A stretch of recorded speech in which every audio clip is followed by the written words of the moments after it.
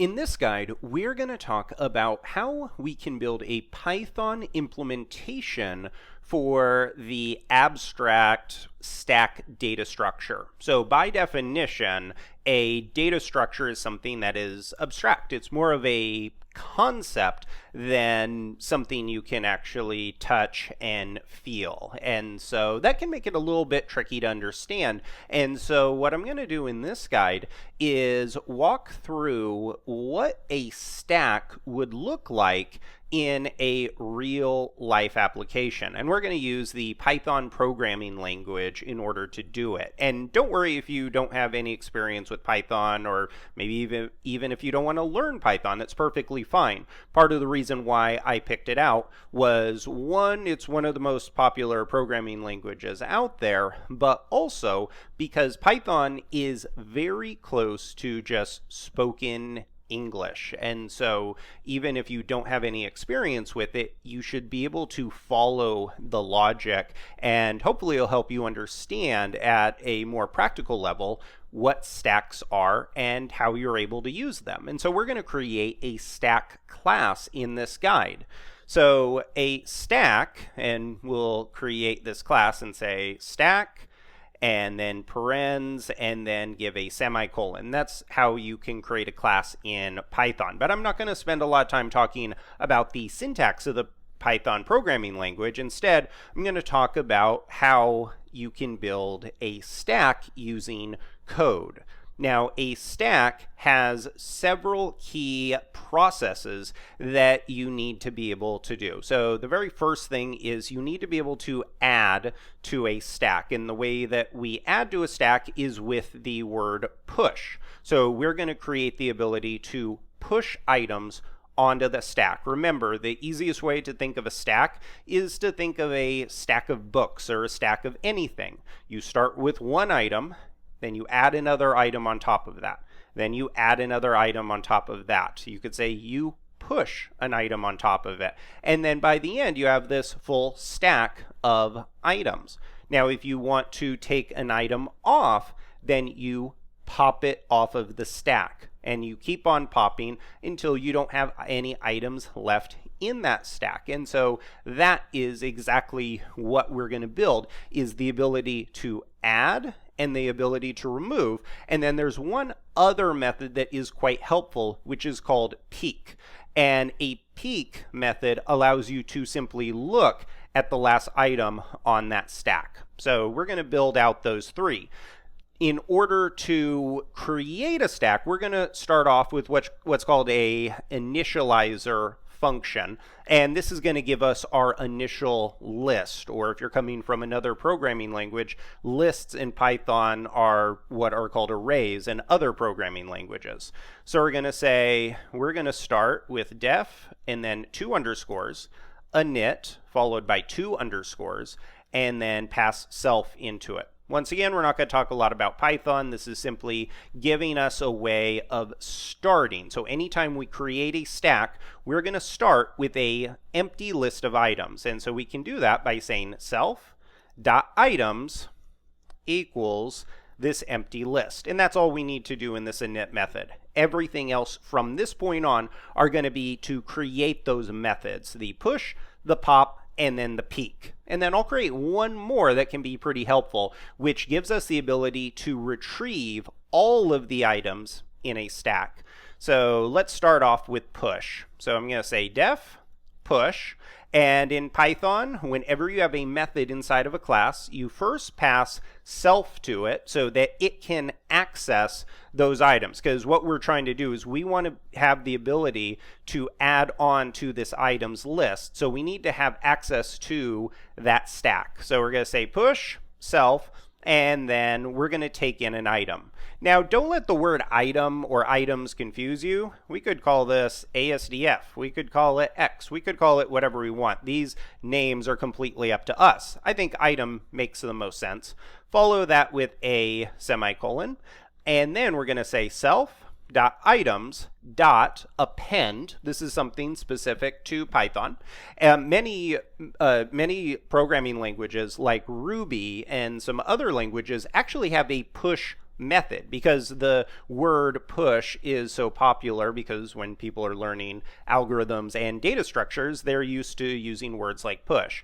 But Python has an append method, and then we're simply going to append an item to it. So this is pretty basic. This is only one line of code inside a push where we're taking an item and we're going to push it. We're going to add this onto this list of other items.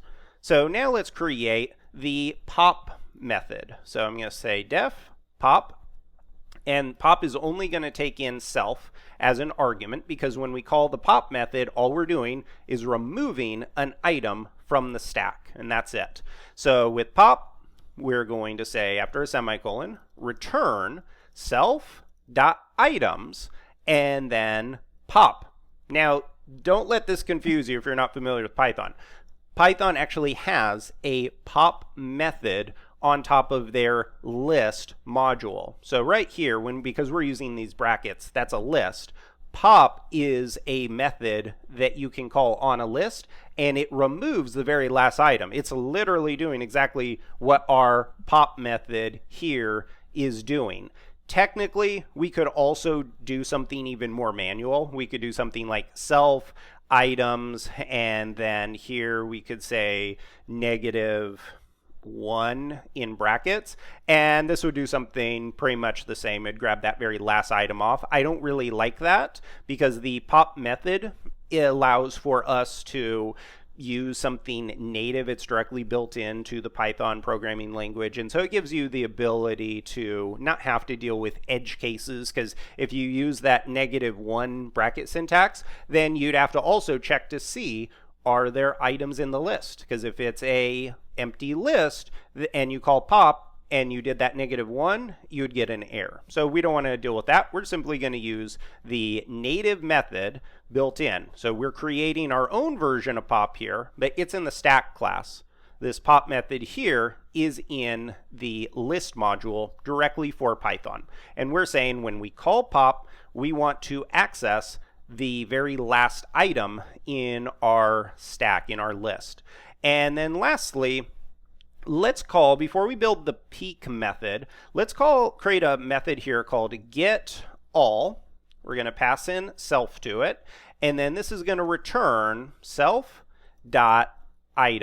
So this is simply going to return that full list. It's going to return all of the items in here, and this is going to give us to a point where we can test this out. So let's give ourselves a couple lines, and then I'm going to create a set of users here. You could use anything you want, but I'm going to create a variable called users. I'm going to initialize a new stack. So what that means is we're saying that this stack class right here, we are creating an actual object. We're creating something that we can store in a variable that is using the stack class as a blueprint. And then this is something where we're going to be able to push, pop, and then get all. So with users, we're saying we're creating a new instance of the stack class, and then let's push some items onto it. And the way we can do that is saying users.push, and then we're going to pass in our item. So we're going to say push, and let's push Jordan, and let's call this a few more times. We'll do push for Tiffany, and then push for Christine, just like this.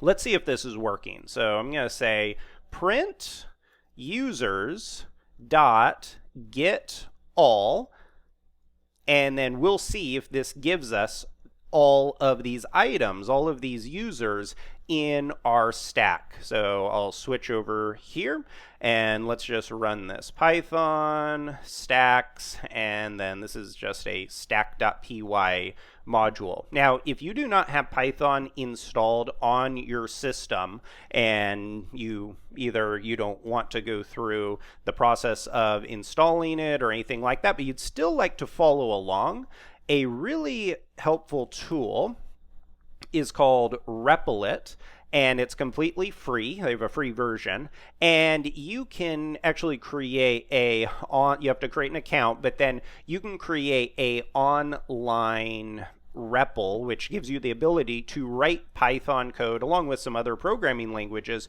directly in the browser. So if you are wanting to follow along, but you don't have Python installed, you don't have a local development environment, then you could type all of that code directly into Replit, and then you'll be able to do that. And I'll include a link to that in the show notes. Okay, so here I've saved this file, and now let's run this code. And there we go. We have our list. We have our stack of Jordan, Tiffany, and Christine. So all of this is working perfectly. Now let's see what this looks like if we start to call some of those methods. So right under users get all, this gives us the full list of users. Now let's call users.pop.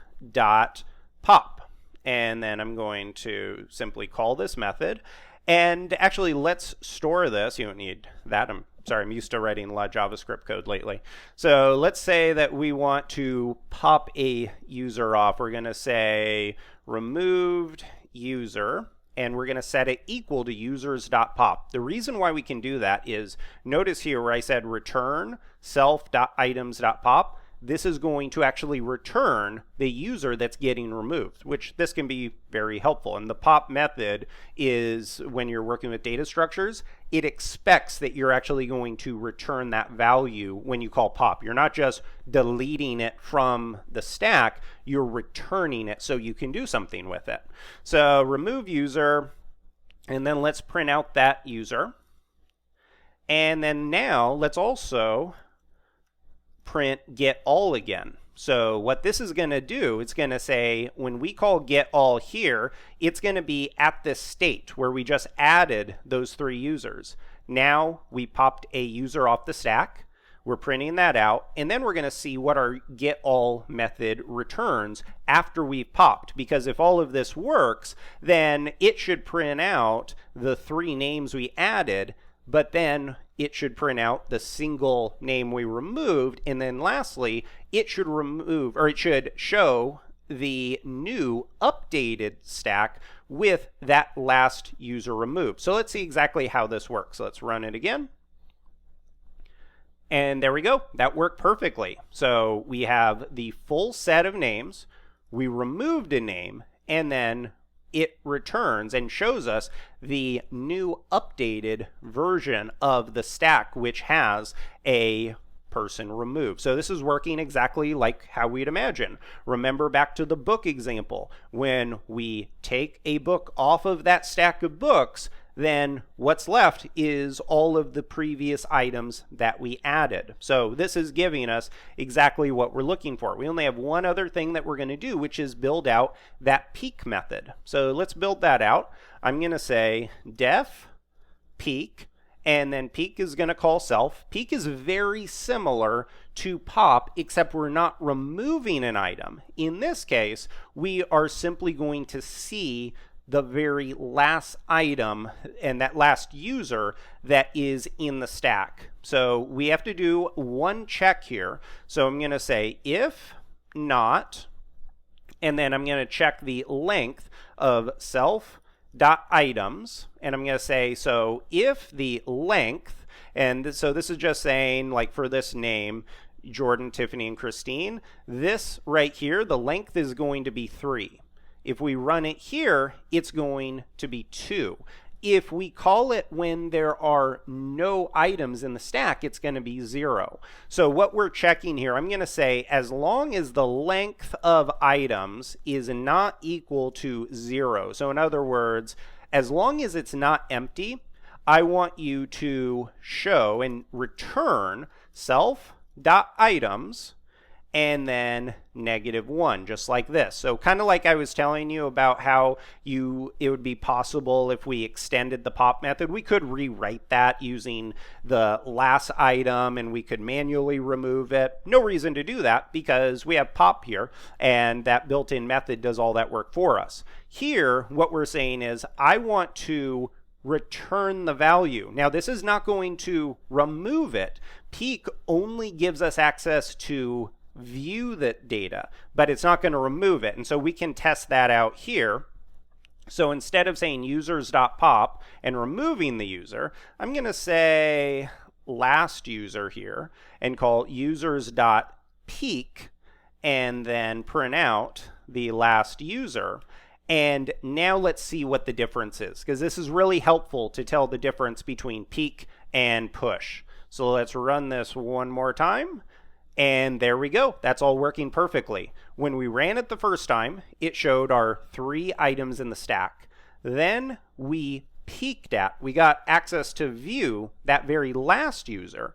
And then when we ran get all again, we saw that all of those items were still in the stack. So hopefully that shows you the difference between peak and pop. So that is really it when it comes to implementing the stack data structure. This gives us the ability to create a stack, to push items onto the stack, to remove items, the very last items that were added to the stack, and then also to peek or to view the very last item that was added. This is the stack data structure in code written in Python.